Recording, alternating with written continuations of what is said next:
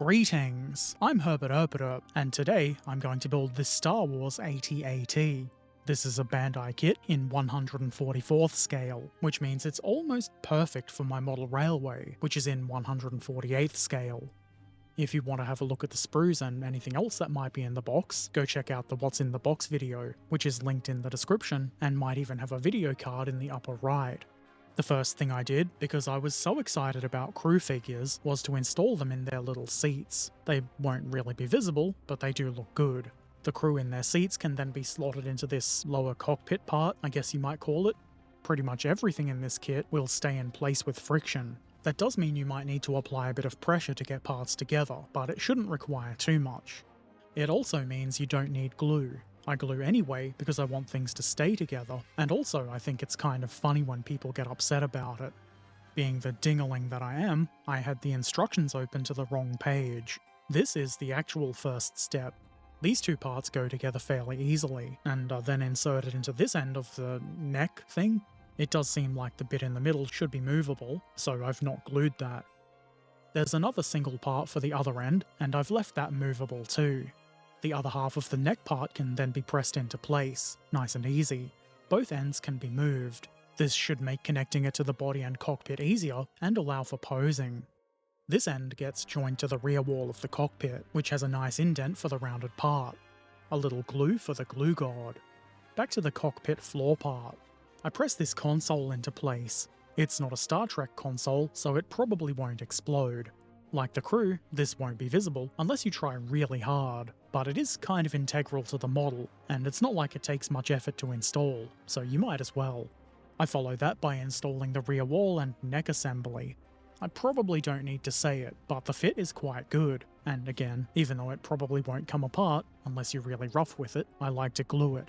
There's another wall part that goes in here. I guess maybe this is an airlock or something, or maybe they just like to keep some equipment hidden behind doors. Does it really matter?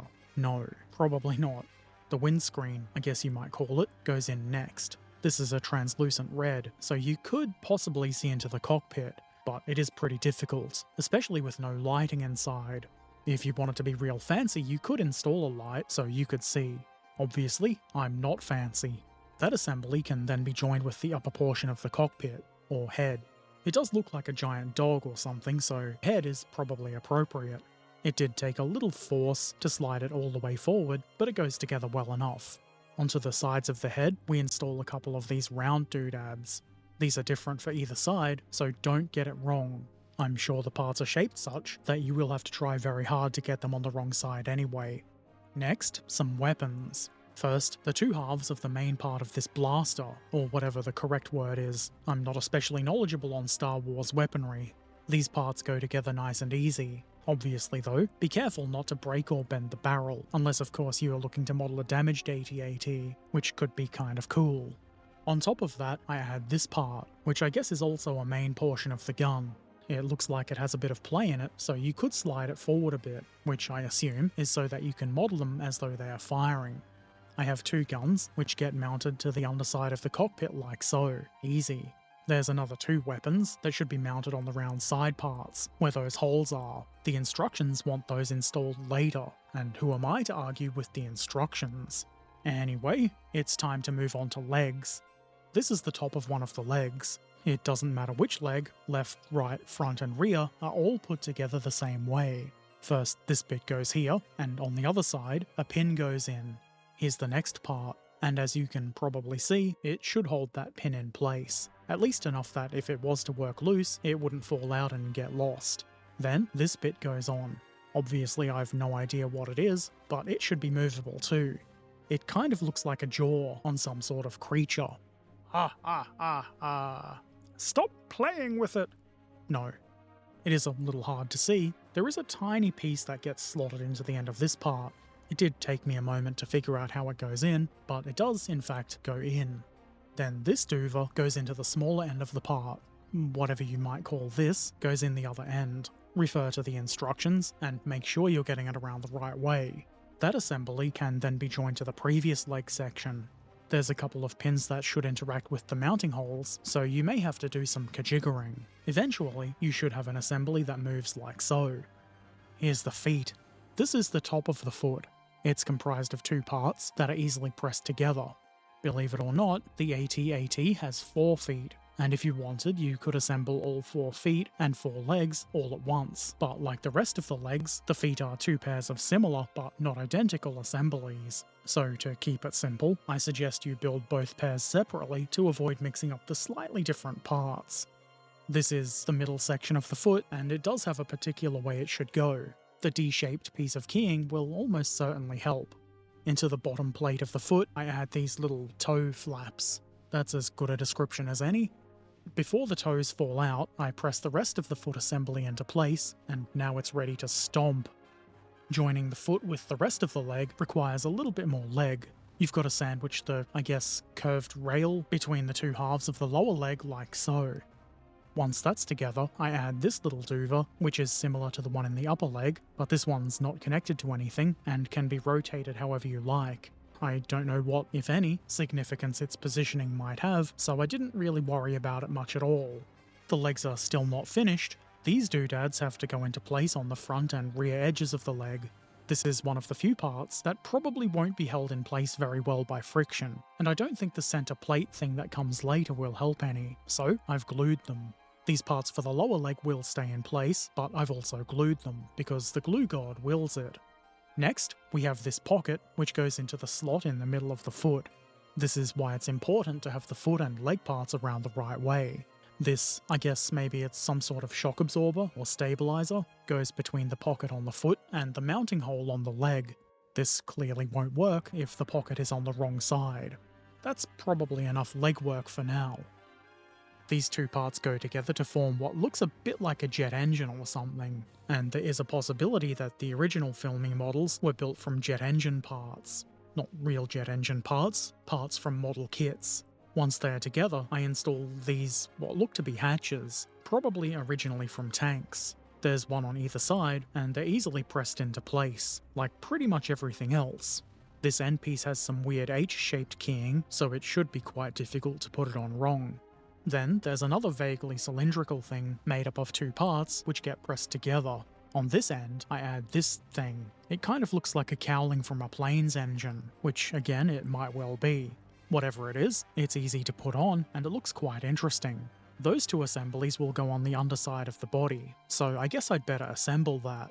First, these side panels go into place. They did need a fair bit of pressure, or some might say, force. Didn't you kinda make that joke earlier? Anyway, these are pretty easy to put on. On the underside, I add this little plate. There's a lot of detail here. I can spot what looks to be suspension parts, probably from a Pershing or something, and what looks to be the turret from a battleship.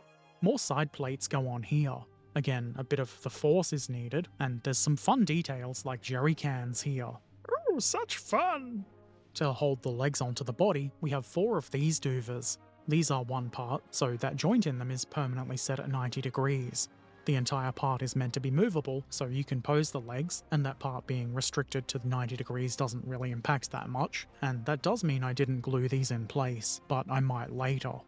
I follow that not by adding the legs, but by adding these two vaguely cylindrical assemblies. They've got different keying, and the instructions are fairly clear, so unless you really want to, you probably won't put them on the wrong side. Probably. So we end up with something that looks a bit like this. Well, exactly like this. This is what it looked like. You can tell by looking. It's not completely finished yet. This internal piece is probably important. It has something to do with holding the head on. I then glue together this part for the rear. This is mostly the rear end of an SDKFZ 222, along with a hatch from a T-34 and some tank suspension of some sort. It is fun to spot where all the details come from. Once that's together, it can be pressed into place here, at what will become the AT-AT's butt. I found it a little bit difficult to know if it was in exactly the right place. There is a bit of play to it, but I guess as long as it's roughly in the right place, that's probably fine. This is the inner portion of the upper body. These two parts are pressed together nice and easy. Then the end parts go on. These should help hold the two middle parts together quite well. I wouldn't expect it to fall apart, especially not once the outer shell is in place. Before that happens, you've got to install this detail-y thing inside the shell. It more or less drops right into place. Then on top, we add these vents. I don't know what they are, but they go into place here. As is tradition, I add glue because why not? Then the outer hull part goes over the top of the inner part. It should sort of click into place without too much effort. Now it's time for leg day again. Never skip double leg day or something. I'm installing these doovers, which have, I guess, something like hydraulic rams. There's a few of these plates with the rams in different positions, which are obviously relevant to the position of the leg. The instructions don't really give any guidance for this, and I don't care that much, so I've just put them in kind of randomly. The legs are posable, so I can see it being quite a bit of work getting these how they should be, like on the filming model. I don't think it matters that much.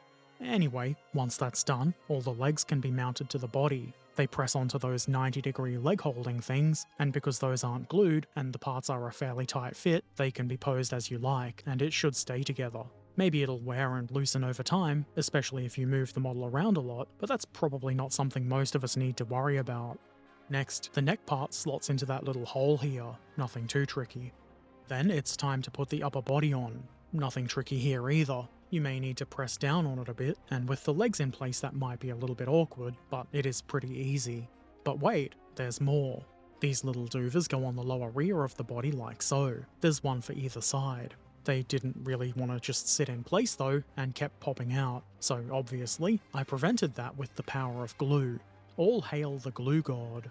There's a plate that covers that interesting internal detail here, and a larger, I guess it's a door, not a plate, that goes here. I'm sure both of these could be modelled open, so you can see what's behind them, but they won't stay open unless you glue them that way, so for now, they're in the default closed position. This piece of whatever it is goes into place here above the AT-AT's butt, and then down here, we've got some, what I assume are meant to be protective plates. These are made up of the gun shields from an anti-air gun or a piece of artillery or something. And that's the AT-AT butt completed. Here's the other weapons I mentioned earlier. I guess these are added so late in the build to avoid them being damaged, which is quite easy to do. There are options here. You can use a single part gun, or one that's made up of two parts. I chose the single part. Either way, you still have to glue this little shieldy thing into place. Then both of these guns are installed on the round doovers on the sides of the cockpit. The unfortunate thing with these guns is they are a bit bent. I would imagine that's because they are so thin. Also, I did manage to partially break one. One inclusion I quite like in these sorts of kits are the translucent coloured parts that represent weapons fire.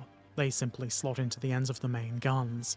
It's not quite screen accurate or whatever, but it is still pretty cool. Something else that's cool is because this is 144th scale, it's almost perfectly sized for my model railway, which is N scale. British N scale, so it's 148th scale. So naturally, I had to go and run some trains between the AT-AT's legs, as you do. You can probably see the bent gun on the right hand side in one of these shots. Also, I do plan to have a model railway update video out soon, so if you're into that kind of thing, keep an eye out. Anyway, that's the 144th scale AT-AT from Bandai completed. I'm pretty happy with this. I mean, it's really hard to get an unsatisfying result from a Bandai kit, in my experience, but I do rather like the AT-ATs. They're just such a silly design, which obviously appeals to me, very sensible Herbert. Anyway, they're very fun, and this model, even without paint, just looks fantastic. As I also mentioned at some point, it is a lot of fun to try and spot all of the various greeblies and bits and pieces that would have been sourced from other kits on the original filming model. How many have you spotted? Let me know in the comments below. This was a very fun build, and it's quite satisfying when something is as well engineered as Bandai kits are. It's just nice when parts go together, and will mostly stay together, without any hassle, and even without glue. Obviously I did use glue in a lot of places, mostly because I want parts to stay together for sure, but also because I'm a jerk, and do find a bit of amusement in people getting all upsetty spaghetti about the glue. Anyway, good times were had. I'm sure there's still a couple of Star Wars kits I haven't built, so I'll probably build more at some point in the future. If you have any questions or comments, you're most welcome to put them in the comments section below. If you'd like to watch me build kits like this one live, I do stream modelling a couple of times a week over on Twitch. There's a link in the description. Subscribe here if you want to see more of this kind of thing. Share the video with anybody you think might find it helpful, and if you really like what I do, and you want to see videos a bit early, consider supporting on Patreon or Ko-fi. Take care of yourselves, be excellent to each other, and thanks for watching. Farewell.